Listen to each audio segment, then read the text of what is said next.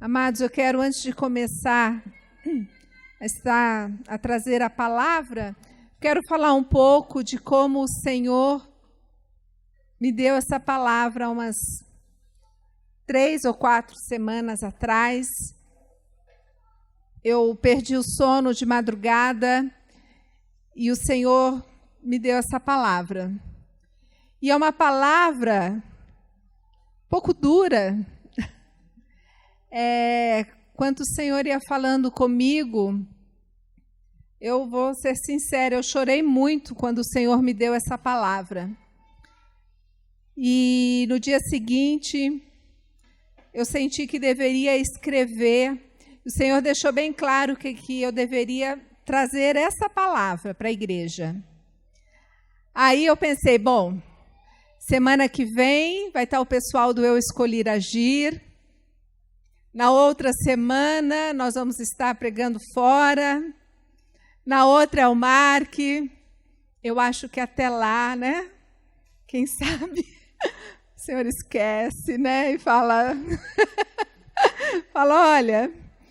Eu lembro que o Camilo, ainda falei com o Camilo, o Senhor me deu uma palavra dura sobre o amor, mas eu acho que ele não prestou muito atenção quando eu falei para ele, assim, porque eu nem falei para ele prestar atenção também. Eu acho que eu estava falando mais comigo do que com ele. E aí hoje, e essa semana, né, o Tom, ele estaria aqui, ele veio ontem para conversar comigo e o Camilo, e nós imaginamos que ele fosse ficar no domingo. E durante a semana o Camilo falou assim, olha, prepara a mensagem, porque se o Tom não ficar, você que vai pregar. Mas eu não, acho que o Tom vai ficar, né? E ontem ele veio, foi embora para Santos e falou assim, amanhã eu estou aqui. Pensei, yes, né? Menos um domingo. Aí hoje cedo veio a mensagem que ele não estaria aqui. Então, essa é a palavra que o Senhor tem para nós. Talvez, né, não tenha o impacto que teve sobre a minha vida, mas eu espero que tenha. Porque é uma palavra de amor. O Senhor, eu comecei a perguntar para ele de madrugada, né? Mas, Senhor, o que é o amor? O que é a falta de amor? Como que isso funciona realmente? E aí o Senhor me levou a 2 passagens na Bíblia, uma no Evangelho, primeiro, né, uma no Evangelho, depois uma em Atos dos Apóstolos, e as 2 passagens envolvendo apedrejamento. Então, vamos abrir primeiro a Bíblia no Evangelho de João, no capítulo 8. Evangelho de João, capítulo 8. Aqui fala a passagem da mulher adúltera, que foi levada, né, até Jesus, queriam apedrejá-la. Capítulo 8, versículo 1. Jesus, porém, foi para o Monte das Oliveiras. Ao amanhecer, ele apareceu novamente no templo, onde todo o povo se reuniu ao seu redor, e ele se assentou para ensiná-lo. Os mestres da lei e os fariseus trouxeram-lhe uma mulher surpreendida em adultério. Fizeram-na ficar em pé diante de todos e disseram a Jesus, Mestre, essa mulher foi surpreendida em ato de adultério. Na lei, Moisés nos ordena apedrejar tais mulheres. E o Senhor, o que diz? Eles estavam usando essa pergunta como armadilha, a fim de terem uma base para acusá-lo. Mas Jesus inclinou-se e começou a escrever no chão com o dedo. Visto que continuavam a interrogá-lo, ele se levantou e lhes disse, se algum de vocês estiver sem pecado, seja o primeiro a atirar a pedra nela. Inclinou-se novamente e continuou escrevendo no chão. Os que ouviram foram saindo, um de cada vez, começando pelos mais velhos. Jesus ficou só com a mulher em pé diante dele. Então Jesus pôs-se em pé e perguntou-lhe: mulher, onde estão eles? Ninguém a condenou? Ninguém, Senhor, disse ela. Declarou Jesus: eu também não a condeno. Agora vá e abandone sua vida do pecado. Uma vez eu ouvi um pregador, né, isso não é com base bíblica, mas ele dizia, né, que talvez uma revelação, não sei, que enquanto Jesus ia escrevendo na areia, ele ia escrevendo o pecado de cada pessoa que estava ali, querendo apedrejar aquela mulher. Aquela mulher, ali estava a lista dos pecados das pessoas que estavam ali. Mas Jesus chegou e falou assim: atire a pedra aquele que não tiver pecado. O único que tinha esse poder ali, o único sem pecado nenhum, sem mancha, era Jesus. E aí, quando Jesus falou aquilo, cada um foi deixando a sua pedra de lado, foi deixando, foi saindo e foi indo embora. Mas o que isso tem a ver com amor, né? Vamos continuar. Eu creio que ali não eram só os fariseus que estavam, os mestres. Eu creio que havia também, como sempre acompanhava Jesus, devia ter uma multidão de curiosos querendo ver o que ia acontecer com aquela mulher. E aí um outro fato envolvendo o apedrejamento, e esse com um final assim não esperado, talvez aos olhos do mundo, um final... Não foi um final feliz, mas a gente sabe que para Estevão foi um final feliz. Atos capítulo 7, versículo 54. Ele fala de quando Estevão, aquele jovem Estevão, foi condenado por ser cristão. Então, Atos capítulo 7, versículo 54. Ouvindo isso, ficaram furiosos, rangeram os dentes contra ele. Mas Estevão, cheio do Espírito Santo, levantou os olhos para o céu e viu a glória de Deus e Jesus em pé à direita de Deus e disse: vejo os céus abertos e o Filho do Homem em pé à direita de Deus. Mas eles taparam os ouvidos e, dando fortes gritos, lançaram-se todos juntos contra ele. Arrastaram-no para fora da cidade e começaram a apedrejá-lo. As testemunhas deixaram seus mantos aos pés de um jovem chamado Saulo. Enquanto apedrejavam Estevão, este orava: Senhor Jesus, recebe o meu espírito. Então caiu de joelhos e bradou: Senhor, não o consideres culpados deste pecado. E tendo dito isso, adormeceu. E o versículo 1 do capítulo 8 diz: E Saulo estava ali, consentindo na morte de Estevão. Então, ali, Estevão sendo condenado por ser cristão, resolveram matar Estevão por apedrejamento. E é tão linda a visão de Estevão que naquele momento em que ele ia ser apedrejado, ele viu Jesus se levantar do seu trono e se inclinar para ele. Naquele momento, ele deve ter pensado: pode jogar as pedras. Joga as pedras. Mas aqui, o que está na nossa mensagem é o versículo 1 do capítulo 8. Saulo estava ali, consentindo na morte de Estevão. Então, Saulo, ele observou, ele consentiu naquela morte. Saulo, nesse período, a gente sabe que ele era perseguidor dos cristãos. Ele ainda não tinha caído do cavalo. Jesus ainda não tinha pego Saulo na curva, como diz a pastora Roberta, porque ele foi pego na curva. Não adianta, ele perseguiu, né? De perseguidor ele passou a ser perseguido. Mas ele sentiu, no original da palavra, ele sentiu prazer. Ele estava vendo aquela cena e sentindo alegria naquela cena. E aí Deus me falou muito forte sobre apedrejamento, que nós temos apedrejados muitos irmãos, seja na igreja, seja na escola, seja na nossa família.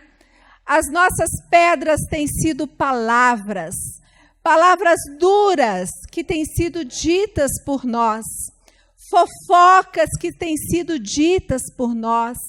O Facebook tem sido uma fonte de apedrejamento, onde cada vez que a gente vê um apedrejamento e a gente curte aquele apedrejamento, a gente está consentindo, a gente está feliz com aquilo. Da mesma forma como Paulo, naquele momento, ele se alegrou de ver Estevão sendo apedrejado, quando a gente curte algo que fala ali, porque assim, graças a Deus, isso não acontece aqui. E não estou sendo irônica, estou sendo sincera, né? Mas eu vejo muito isso, irmãos que saem de outras denominações e falam dos seus pastores, pastores imaturos que, por outro lado, ficam colocando recados para os irmãos ali. Isso é uma forma de apedrejamento. E o Senhor colocou isso tão forte no meu coração, que isso me trouxe um temor, me trouxe uma tristeza muito grande. Fofocas, onde às vezes nós estamos no meio, em círculos onde estão tendo fofocas, onde estão falando de irmãos, onde estão zombando de irmãos, mas a gente não está falando, a gente não está participando diretamente, mas nós estamos consentindo, nós estamos nos alegrando com aquilo. Só que tudo isso entristece o coração do Pai. Entristece o coração do Pai. Quando nós nos levantamos para falar de um irmão, Jesus, ele se levanta do seu trono e fica olhando para aquele irmão com misericórdia. E nós, muitas vezes, cobramos, queremos amor, mas não agimos com amor. E eu perguntei, Senhor, mas o que é o amor, afinal de contas? Como deve ser uma vida com amor? O que nós devemos fazer? Qual é o padrão bíblico? Qual a diferença, né? Amor versus apedrejamento? Se está vendo tanto apedrejamento, qual tem que ser o nosso padrão? Como que nós devemos amar o nosso próximo? O que nós devemos fazer? Pois o amor tem se esfriado. A falta de amor a gente vê nas famílias, a gente vê na rua.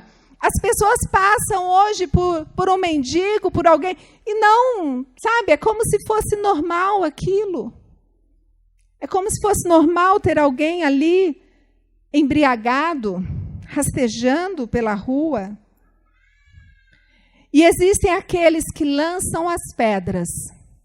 E existem aqueles que observam, que consentem, que se alegram com o que estão lançando as pedras. É só um irmão cair. Eu me lembro uma vez, há uns anos atrás, começaram a postar um vídeo de um pastor que tinha caído em adultério e não sei o quê, mas foi só irmão ali, ó, tacando pedra. Ele tem que ser punido, ele tem que não sei o quê. Eu pensei no dia assim, mas e se fosse o filho dessa pessoa? Será que ela estaria falando a mesma coisa? Se fosse o irmão dessa pessoa, ela estaria condenando desse jeito? Porque é muito fácil nós falarmos quando está lá fora. Mas aí quando vem alguém atacar alguém da nossa casa, a gente vira, né, mãe, então vira uma leoa. Mas quando é o outro, será que realmente nós estamos amando? Então, qual o padrão bíblico para o amor? Aí o Paulo, que já não era mais Saulo, mas que já havia caído do cavalo, havia ficado cego, o Espírito Santo tocou, ele teve um encontro com Jesus, e aquele mesmo Paulo que um dia viu Estevão ser apedrejado, aquele mesmo Paulo que viu Estevão ali morrendo, e ele viu, ele consentiu, ele sentiu prazer, ele se alegrou. Depois de uma vida transformada, ele escreve uma carta, lá em 1 Coríntios, capítulo 13. Aqui ele fala do amor ágape. 1 Coríntios 13, versículo 1. Ainda que eu fale a língua dos homens e dos anjos. Se não tiver amor, serei como o sino que ressoa, como o prato que retine. Ainda que eu tenha o dom da profecia e saiba todos os mistérios, todo o conhecimento, e tenha uma fé capaz de mover montanhas, se não tiver amor, nada serei. Ainda que eu dê aos pobres tudo o que eu tiver, e entregue meu corpo para ser queimado, se eu não tiver amor, nada disso me valerá. Mas afinal, o que é o amor? Aí Paulo vem e fala o que é o amor. O amor é paciente, o amor é benigno, o amor não arde em ciúmes, não se ufana, não se ensoberbece, não se conduz inconvenientemente, não procura os seus interesses, não se exaspera, não se ressente do mal, não se alegra com a injustiça, mas regozija-se com a verdade.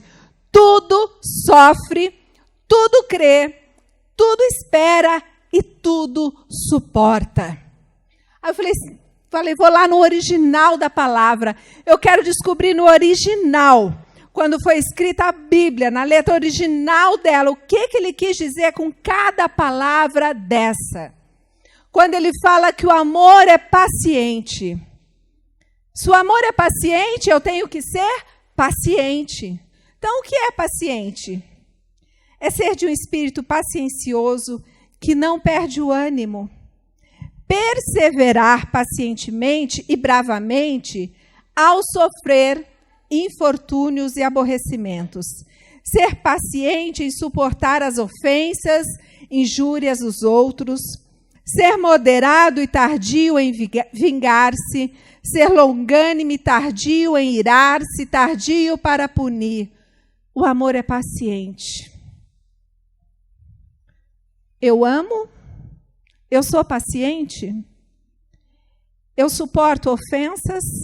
Se alguém vem me ofender, eu suporto as ofensas e continuo agindo com toda a calma e paciência do mundo. Eu demoro para ficar irado quando as coisas não acontecem do jeito que eu quero. O amor é paciente. O amor é benigno. Benigno é ser gentil, ser bom, usar de bondade.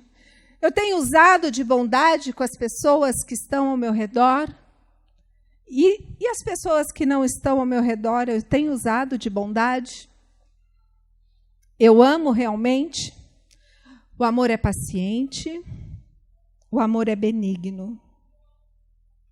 Não se ufana, ou seja, ufana é gabar-se, exibição própria, empregando floreios retóricos para enaltecer-se excessivamente. Então, quando eu amo, eu não fico enaltecendo a minha pessoa, porque eu isso, eu aquilo, eu isso, eu sou bom, né? Porque eu que sei fazer, eu e eu. Quem ama não usa somente o eu. O amor não ensoberbece. O que é isso? É inflamar, encher, fazer crescer, encher, tornar-se arrogante. A mesma coisa, estar cheio de si, comportar-se de modo orgulhoso, ser arrogante. A pessoa que ama, ela não é arrogante. Ela não se acha a melhor. É que é a rainha da cocada, é isso?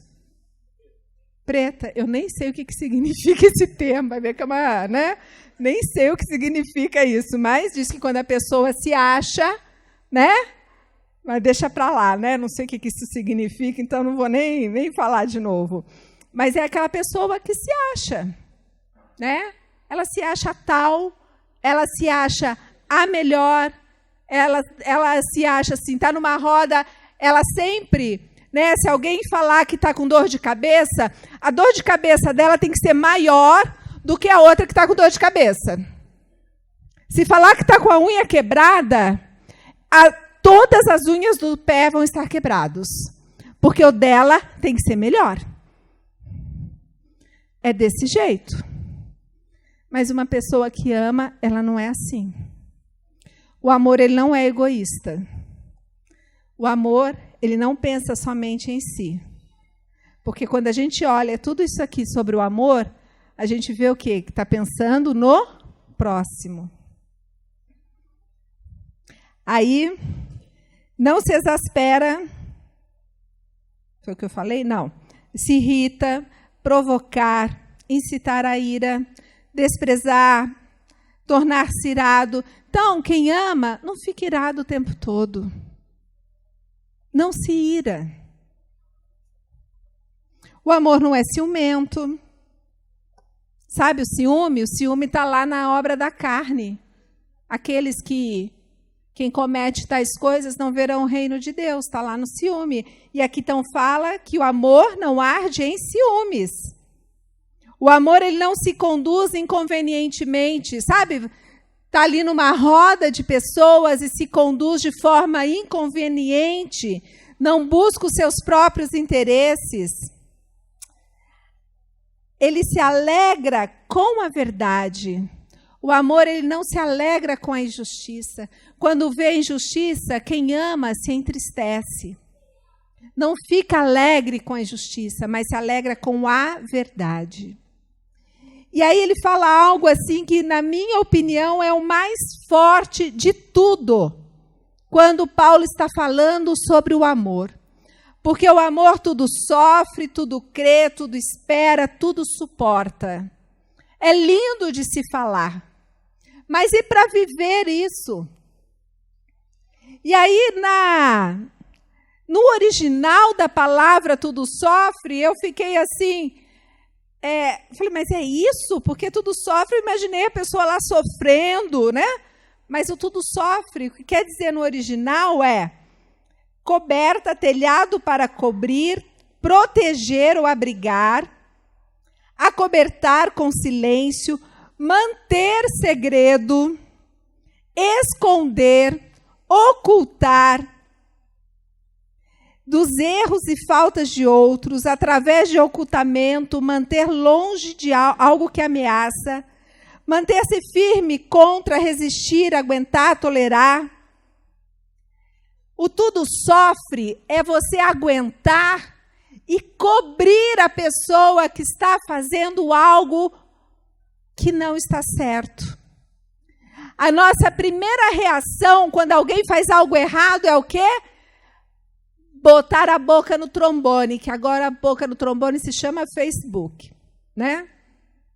Essa é a boca no trombone. É você ir falar. Mas aqui o tudo sofre está falando que nós temos que cobrir as ofensas. Nós precisamos nos calar. Nós precisamos, assim como a palavra também nos ensina sobre cobrir autoridades, aqui está falando que o amor cobre todas as coisas. Quando nós amamos, nós não temos que sair falando para os quatro cantos. Nós precisamos cobrir. Será que nós amamos? Será que nós temos uma vida de amor? Será que nós temos feito isso? Ou será que quando a gente vê algo errado, a primeira coisa a fazer é pegar o celular, o WhatsApp ou o telefone? Agora ninguém mais faz isso, né? Tudo no WhatsApp, né? Você viu o que fulano fez? Mas não conta para ninguém, tá? É um segredo só entre eu e você. Aí agora é tão fácil que a pessoa não precisa nem digitar. Ela vai lá, cola a mensagem e manda para toda a sua rede de amigos. Olha o que fulano... Não conta para ninguém, tá? Só... Isso é cobrir? Isso é amor? Amor não é carinho, sabe? Abraçar, beijar. Isso são expressões. Tem pessoas que amam, mas são mais tímidas, falam menos, expressam menos através de carinho.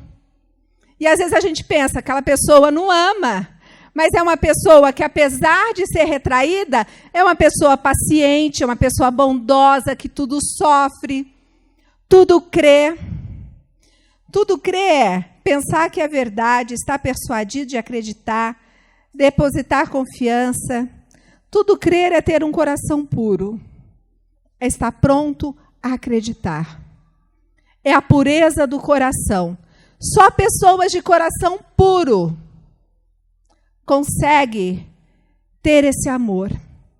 Tudo crê. Porque quem não tem o coração puro já fala, eu não confio em ninguém, eu não acredito em ninguém, levei muito, já fui decepcionada não sei quantas vezes. O amor, tudo. Não é crer numa coisinha, não, é tudo. Tudo, é tudo. Tudo crê. O amor tudo espera. Aí fala de esperar, no sentido de religião, esperar com alegria pela salvação. E é esperar e confiar. É tudo crer e tudo espera. Aí o mais forte. Tudo suporta. Esse tudo suporta aqui é muito forte. A primeira vez que eu li isso aqui, eu falei assim, uau! Porque eu já vi pessoas falando de suportar, né, de relação entre marido e mulher. Olha, o amor tudo suporta, então você tem que dar o suporte para o seu marido. Aquilo que o marido está precisando, você precisa. Mas não é nada disso. O tudo suporta, no original, quer dizer ficar, retardar, permanecer, se não retirar-se ou fugir, preservar sob desgraças e provações, manter-se firme na fé em Cristo, sofrer, aguentar bravamente.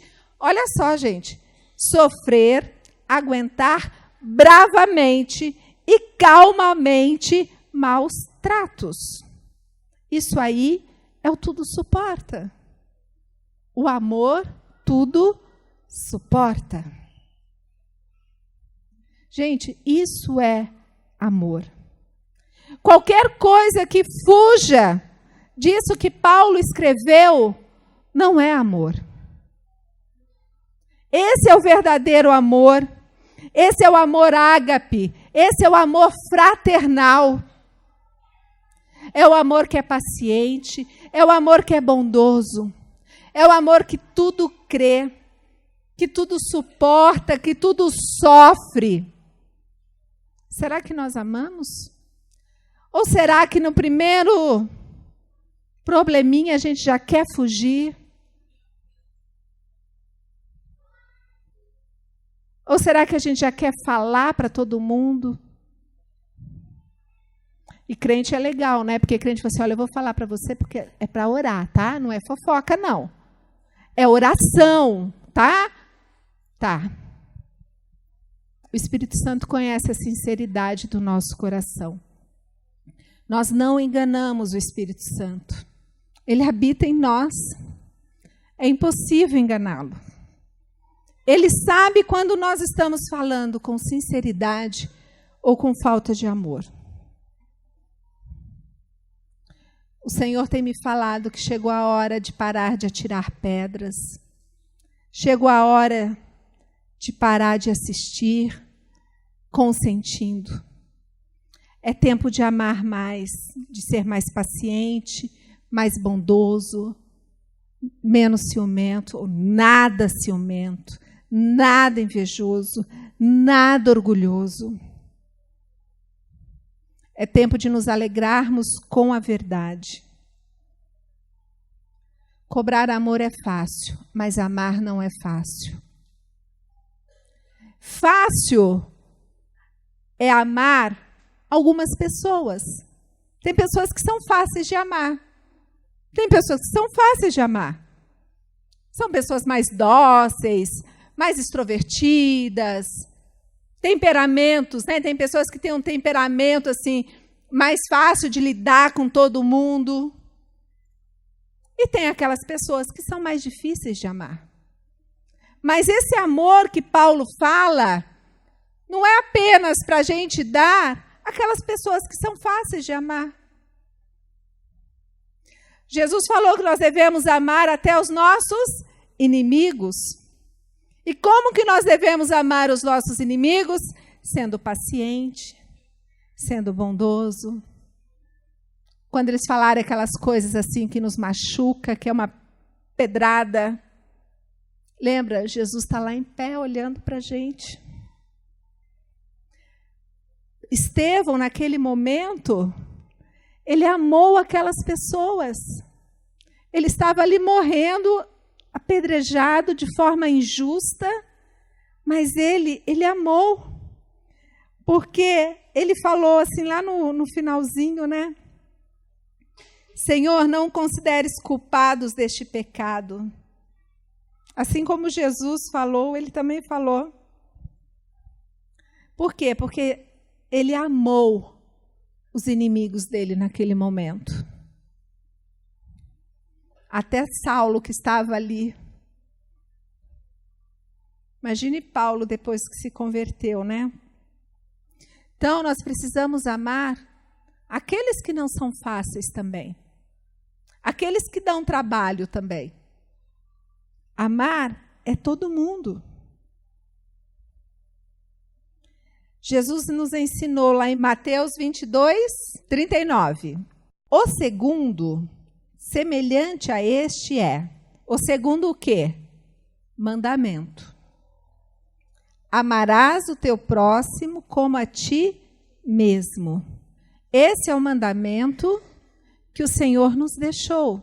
Então, qual é o segundo mandamento? Não é... O que é mandamento? É algo que o Senhor nos manda, não é? Amar o nosso próximo como a nós mesmos. E aí, qual o primeiro mandamento? É importante nós sabermos, no versículo anterior.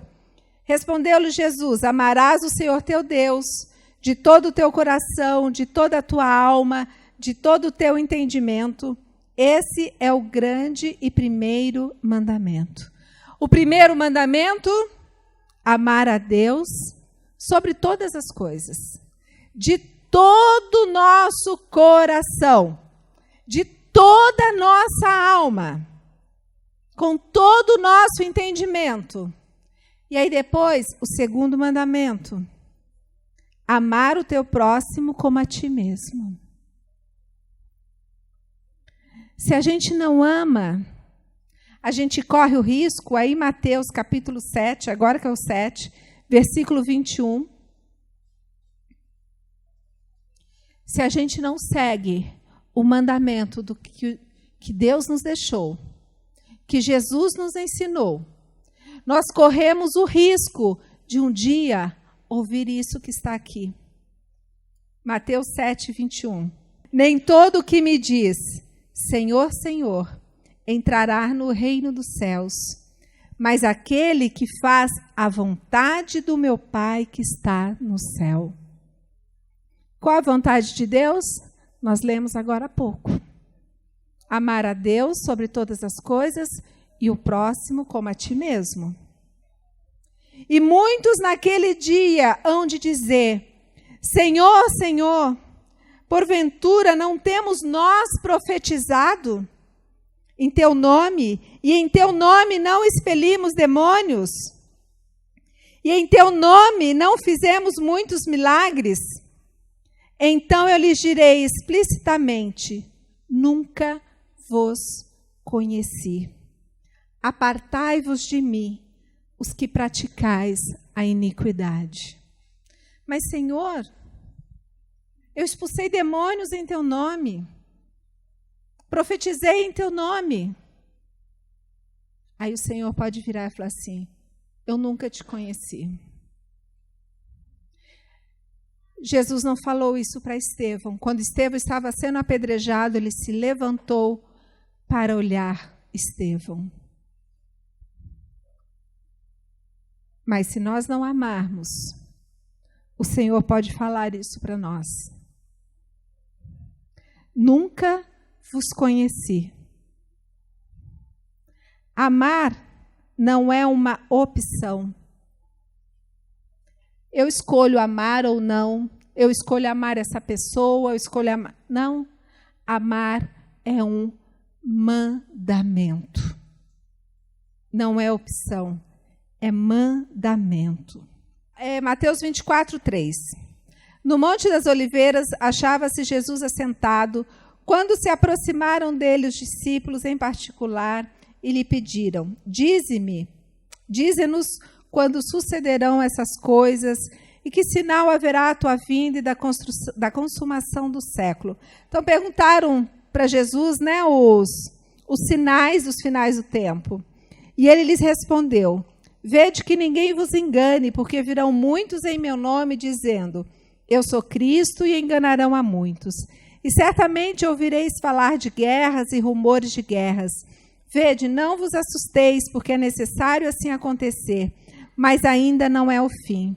Porquanto se levantará nação contra nação, reino contra reino, haverá fomes, terremotos em vários lugares, porém tudo isso é o princípio das dores. Então sereis atribulados e vos matarão. Sereis odiados de todas as nações por causa do meu nome. Nesse tempo muitos hão de se escandalizar, trair, odiar uns aos outros.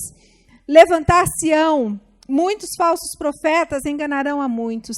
E por se multiplicar a iniquidade, o amor se esfriará de quase todos. Aquele, porém, que perseverar até o fim, esse será salvo. E será pregado este evangelho do reino por todo o mundo, para testemunho de todas as nações. Então virá o fim.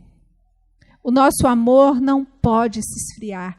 Muitas vezes a gente vê tantos acontecimentos, tanta coisa ruim, tantas notícias horríveis pelo mundo, ou na nossa cidade, ou na nossa rua, na nossa vizinhança, na nossa casa. É tanta coisa que a gente vê que a gente passa a crer menos, a suportar menos e a amar menos. E aí o amor se esfria. E aqui diz que o amor de muitos se esfriaria, por quê? Por se multiplicar a iniquidade. O nosso coração precisa ser mais puro. Nós precisamos de mais pureza no nosso coração, para que a gente possa amar mais. Nosso coração precisa ser um coração amolecido, porque um coração duro, um coração de pedra, ele não ama. Ele não consegue tudo crer, tudo suportar, tudo sofrer. O coração de pedra não consegue. Precisamos amar mais.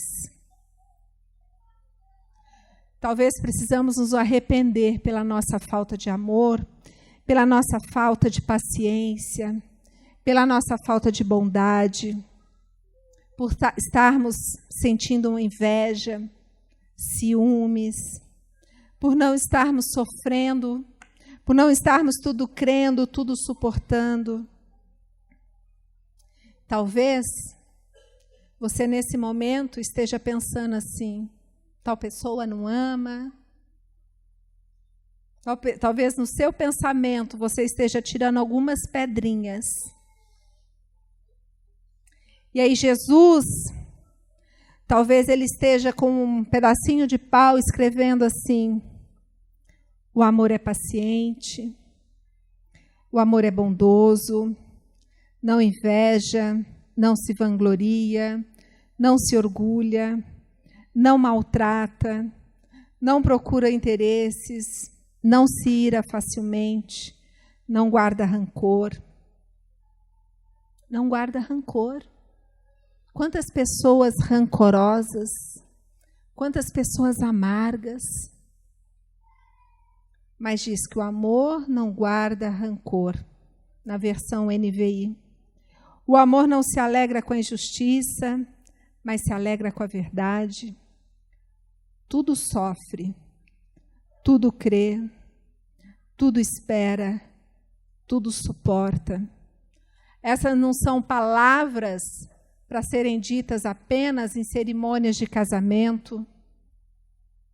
mostrando para o casal o que é o amor. Isso aqui é o que nós devemos viver. Esse é o amor que nós devemos viver. O amor paciente, o amor bondoso, que tudo sofre, que tudo crê, que tudo espera e tudo suporta. E amar a quem? O teu próximo. Quem é o teu próximo? É o teu próximo. Ah, mas o meu próximo... Amar o teu próximo não é opção, é mandamento.